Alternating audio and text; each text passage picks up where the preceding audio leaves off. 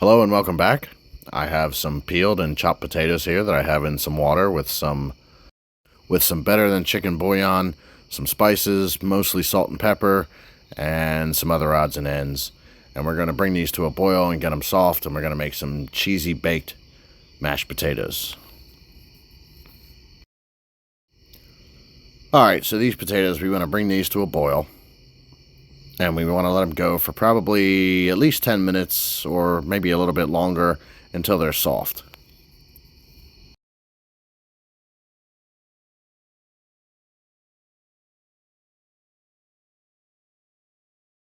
Now you can tell when these potatoes are ready when they start to fall apart, and you can use a plastic spoon like this to cut them in half.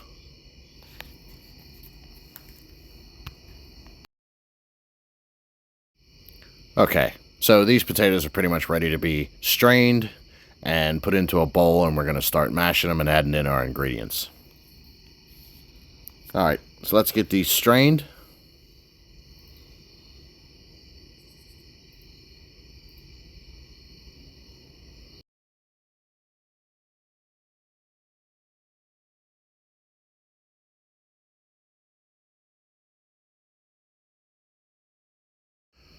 We're going to add these potatoes to our bowl. We're going to partially mash them, and we're going to start adding in some of our ingredients.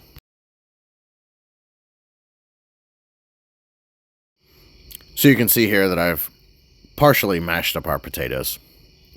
And we're going to start adding in our ingredients. A little bit of heavy cream. After our heavy cream, we're going to throw in some butter. After our butter, we want to put in some fresh cracked black peppercorn. Now, I tend to use a little bit more pepper than you need to because I really like pepper. You use what you like as far as your tastes go. After the pepper, we're going to add in some freshly ground sea salt. And after the sea salt, we have some freshly shredded yellow sharp cheddar cheese and some pepper jack cheese that we're going to add into this too.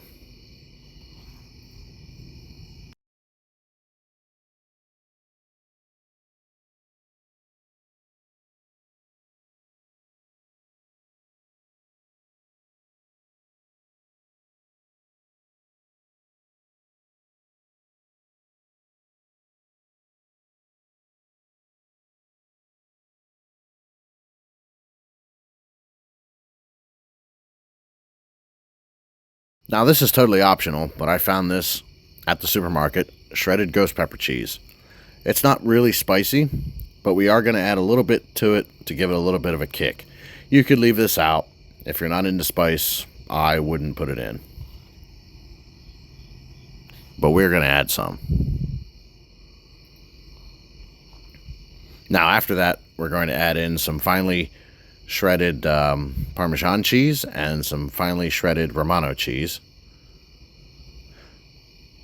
I'm more or less just using what I had in the fridge here. You could use whatever you like or whatever you prefer as far as taste goes.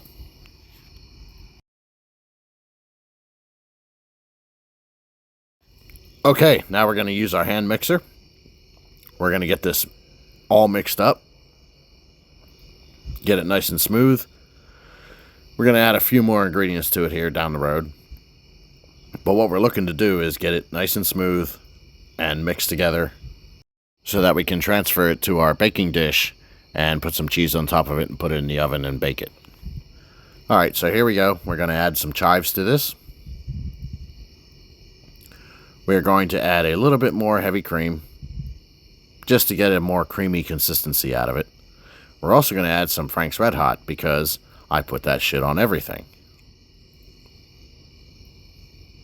So after the Frank's Red Hot, let's give this another mix.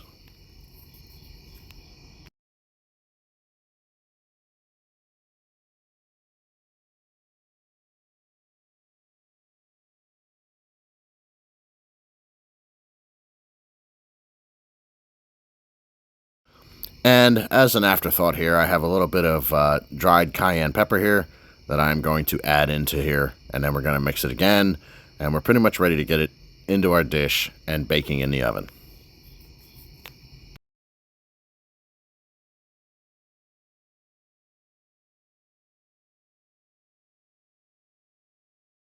And that's what we're looking for. We're looking for a nice smooth consistency. We're going to put it into our baking dish.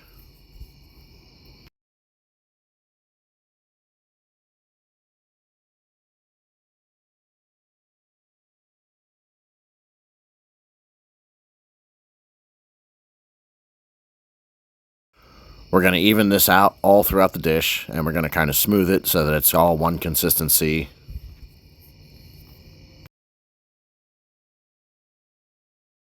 And now it's time to add some cheese on top.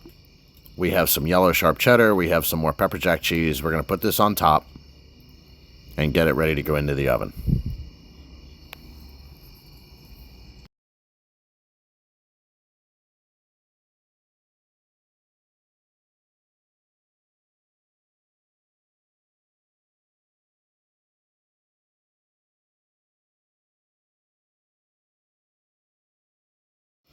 Now we're going to cover this with foil, and we're going to put it in our oven for about 30 minutes or so at about 350.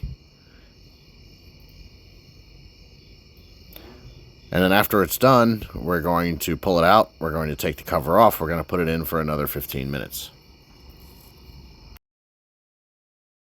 All right, so here's what we have after 30 minutes with the foil on top of it. Now we're going to take the foil off. We're going to put it back in for another about 15 minutes, and we're going to pull it back out, and we're going to dig in for a taste test. So here's what it looks like after 15 minutes without the foil on it. I think we're ready to go. It's time to try it. As always, if you like my content, like and subscribe, and leave me any comments that you want in the comment section. I do try and answer all of them. So let's get this onto the plate with our pork chop and see how it is. Thanks for watching. We'll see you on the next video.